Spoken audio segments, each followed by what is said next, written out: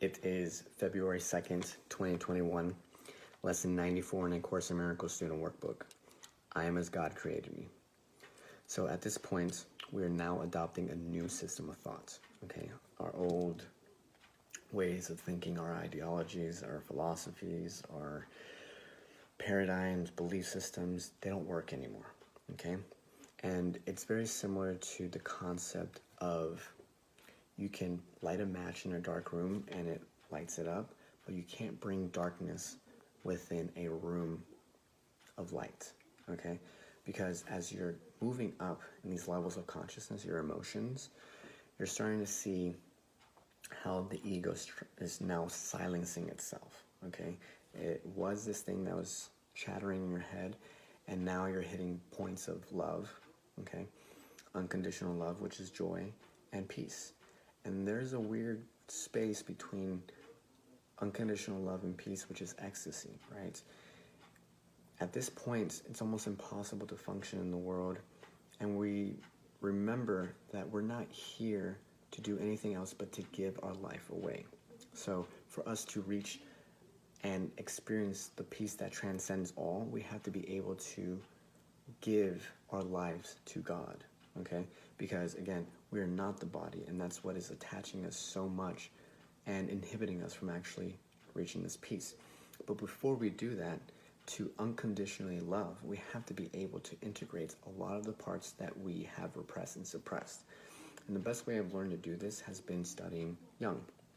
So Jung had this idea of the individuation process, okay, which is the coming to know and harmonizing various components of the psyche, okay?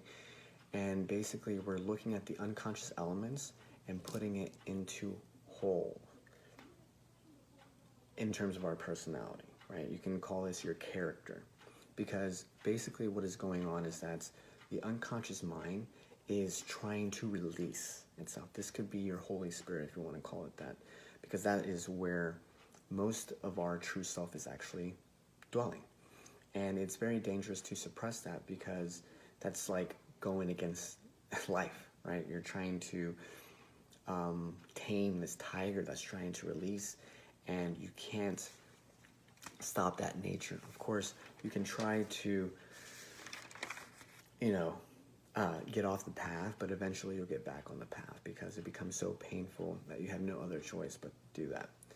So when we are looking at how we begin in the world, again, we're looking at the person-environment transaction. So of course we have the inner world and we have the outer world.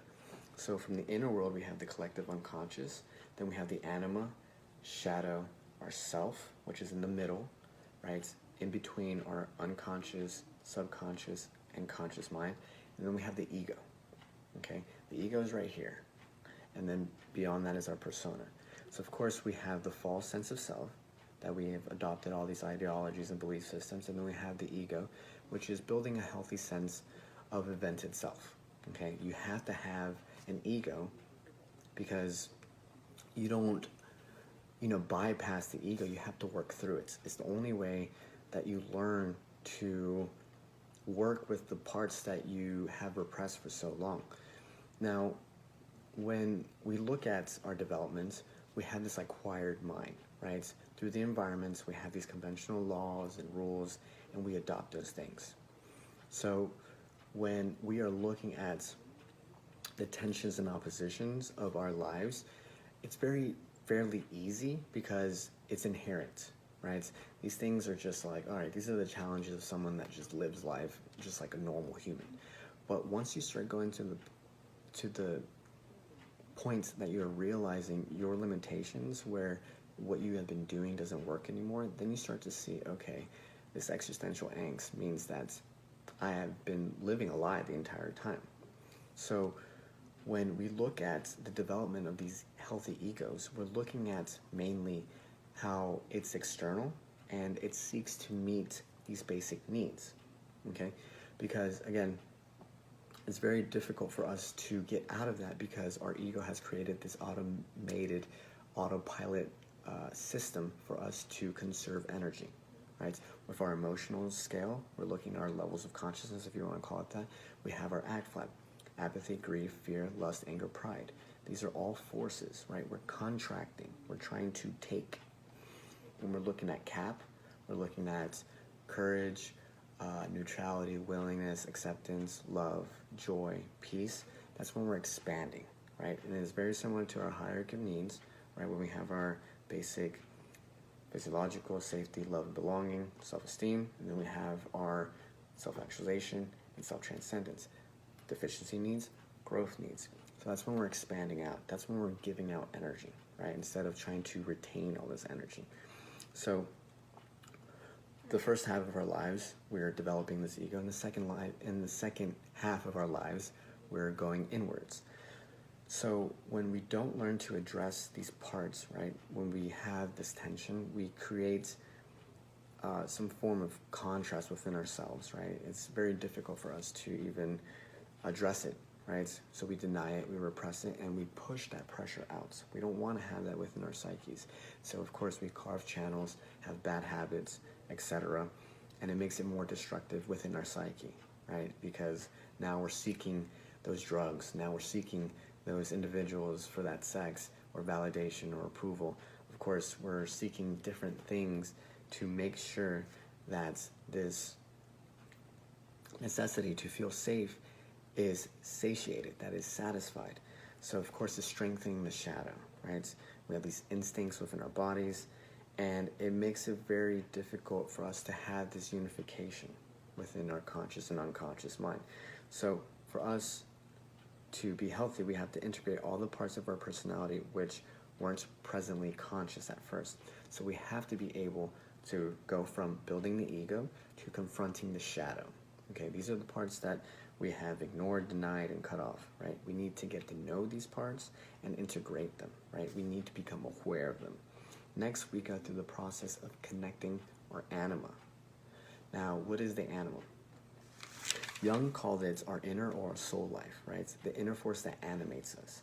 So basically, it's the contrasexuality. So for the male, we have the female components, right? So we have our feminine side for men, and then for our women is our masculine side, right? And basically, this is our functions, what Jung would call our, you can call it our Myers-Briggs or something like that, but they don't really correlate too much. Nonetheless, we're looking at thinking, feeling, sensing, and intuiting. So if you're predominantly strong in thinking, then you're lacking in feeling. And this happens most often with men. So when he said that a man was possessed by his anima, he would call him spineless. Well, he didn't. Other people did. Unknowing when to take action, right? Paralyzed, can't find the energy to take action, or very impulsive without thinking, right? Basically, they would seek more masculine women to satisfy that. They would go through this fatalistic pattern. They would live in their fantasies, illusions, same resistance, same dynamics, same women. Because when we're looking at anima and animus, we're looking at the relationships, right? The image that guides and shapes the way that we relate to women, or for women, men, okay? And the world at large. So I introduced the David Data concept that the universe is a universal womb for men. And that's basically kind of the same concept, right? You treat everything outside of yourself that's not, presence within yourself as the women. So because these individuals are looking at some form of gratification, they're looking at women as sexual objects, right? They're not looking at them as their divinity, right? They're looking at them as their lower self rather than goddesses, as what they should be looking at. And it's very important to see how, again, as we do anything, we do everything. We're looking at how these individuals are reacting, right? Some of them are very impulsive, and they have to learn to take a step back and not react all the time, okay? They have to be able to take that moment in presence between the response and the stimulus and grow that muscle, right? People that are too slow to react, they need to step into tension and get into this habit of being disciplined to take action for solutions and directions, right? Because they keep falling into this trap that they don't want to take action. So they have to learn through action-based knowledge. The other ones need to take a step back and then take all the information that's coming in as they're becoming present. So when you look at these individuals, right, you're starting to see their ability to relate to humans, right? And of course, we learned a little bit about our hearts, right? We have the 4-chamber hearts, where it's clear, full, strong, and open, right? And if it's not clear, of course, it's very disoriented, confused. If it's not full, then it's half, right? Or even cold.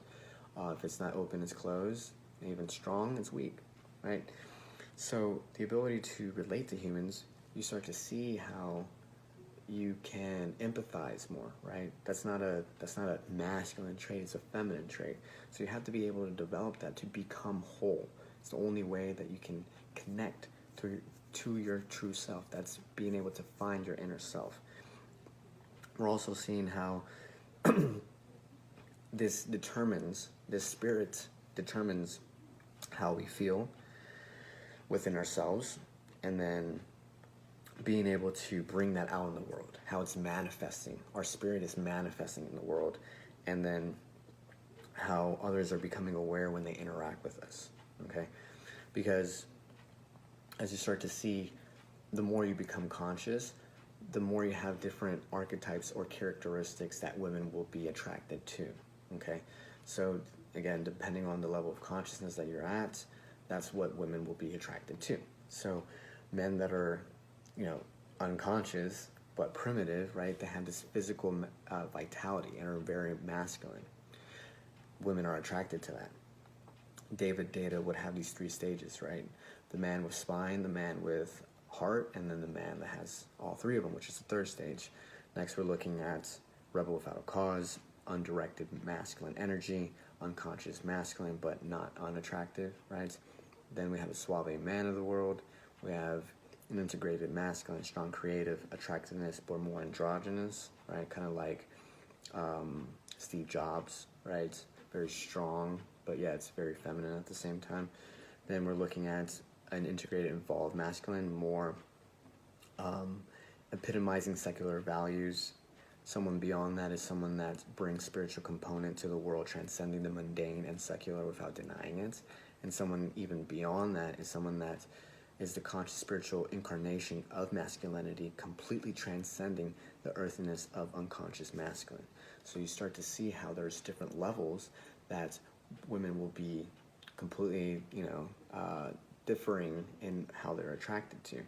So if you're integrated, of course you're going to have all these strengths, but if you're displaced, then you're going to see all these cons, right, rather than the pros, because these individuals are, wanting to be know-it-alls because they're trying to overcompensate, bullies, sadists. They're trying to be controlling, loud, and they have a tough time and inability to effectively and meaningfully relate to others, okay? So when we're taking that all in consideration, it's very important to understand the unification of what is getting to find your inner self, because of course it's an ongoing process. You're going to learn more about yourself every single time. Once you find your inner self, then you can go from what God is in everything, from the inner world, and now you're starting to see that God is above everything, because I am as God created me. And if we're made in the image of God, then you know that you are what God made, because you are God. So again, we're looking at the personal unconscious and collective unconscious, and how it's integrating itself into one unification within our psyches. And it's very important, because this is what creates the displacement when you are trying to suppress all this life that is trying to expand and express itself. And it's very difficult for us to engage with the world, because again, we are depriving ourselves from the experiences that are necessary for us and our own development. And that's what takes so much time for us to actually go through the path, right? It'll take as long as it needs to. Nonetheless, as you are now allowing yourself to go through the process of, self-awareness, self-discovery, exploration, and then you're understanding, loving, and then now you're getting to a point that you're unconditionally loving yourself, then you're transforming into this new self that you've always been. You're just accessing more of what you've always been. And that is what the individuation process actually is.